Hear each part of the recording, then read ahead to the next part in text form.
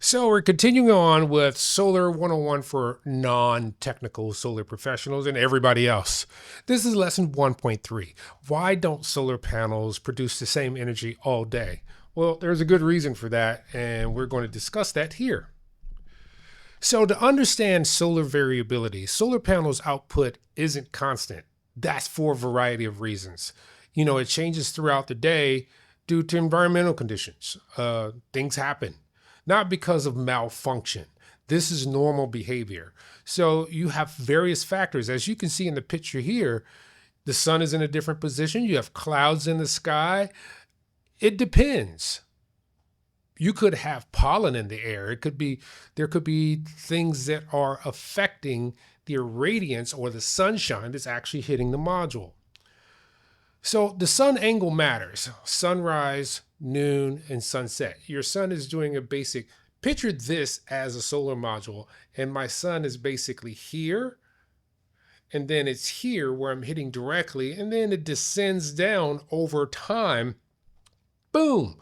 You don't have the same exposure levels throughout the day, but we plan for that. Also, we have peak sun hours versus daylight hours. Peak sun hours represent the equivalent number of hours a day when the solar irradiance averages 1,000 watts per meter squared. This is not consistent throughout the day. There's a window. This is the optimal condition for panel performance. Daylight hours simply are the total times the sun is visible. So for instance, in the summer, like June, where I'm located, the sun begins to rise at about 4:30 in the morning, and then it sets at about 8:30 in the evening. So that time between you see light outside, that's daylight hours. But your peak hours for sun hours may be between 11 o'clock and 2 or 10 and 2. Somewhere around there, you got that window where everything is hitting its apex. Now, the impact of clouds. This has been a thing because I remember some phenomenons where clouds were causing some head scratchers where people were going, what is going on? So these can produce partial shading.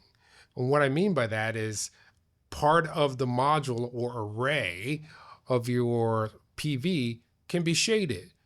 What it's going to do is basically do a thing like if you step on a water hose, it basically limits the output of the whole array or the whole string. So if you have 10 modules in a string and your middle one all of a sudden gets this shade on there, it's basically like stepping on the water hose. So the current, as we talked about, or the amperage can't flow fully through the entire string.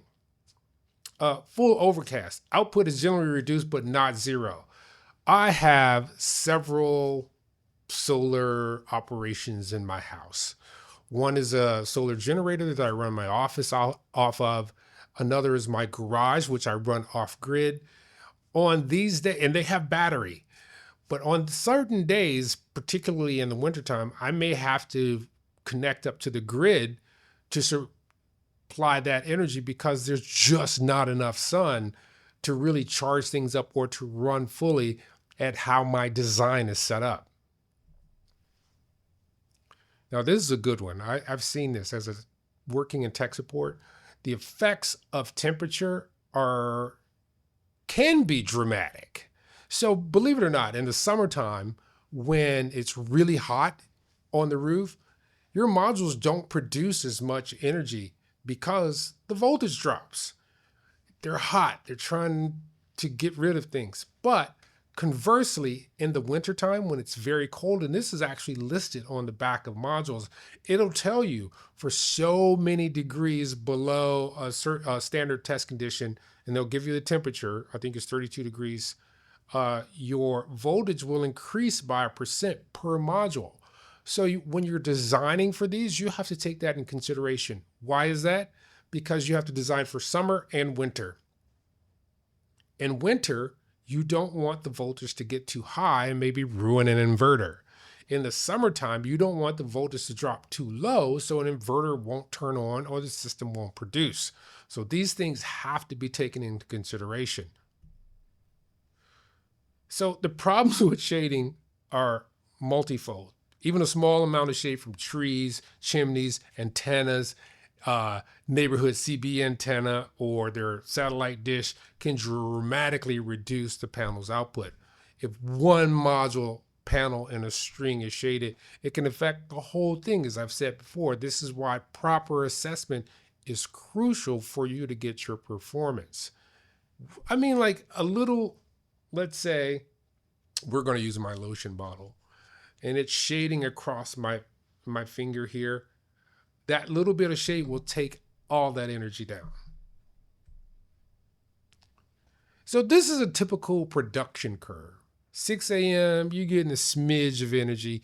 Things are starting to come up, but you start to get this incremental rise on a clear day of energy being produced.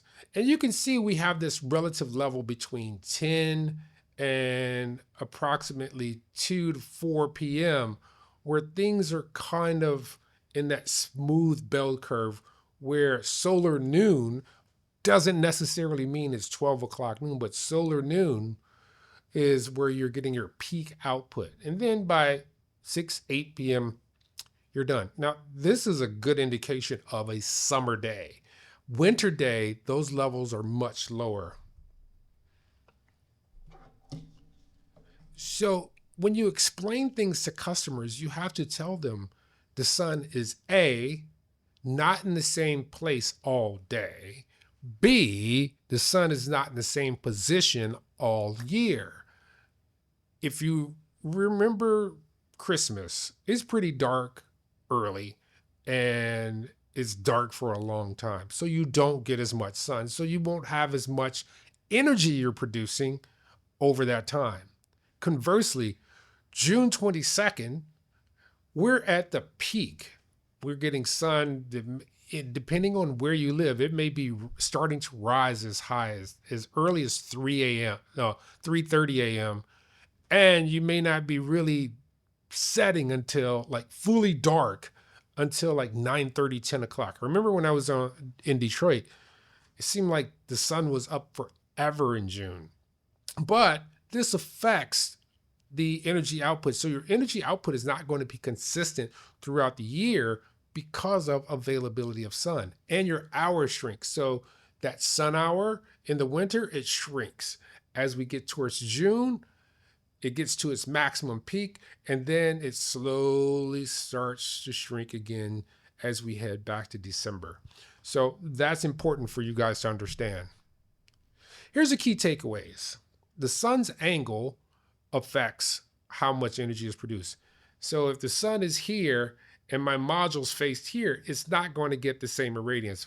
Well, if I match that angle for where I am on the Earth, I can get more exposure for that module or that array.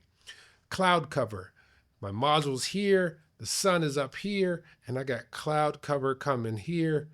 We have basically a filter that's filtering out some of our energy.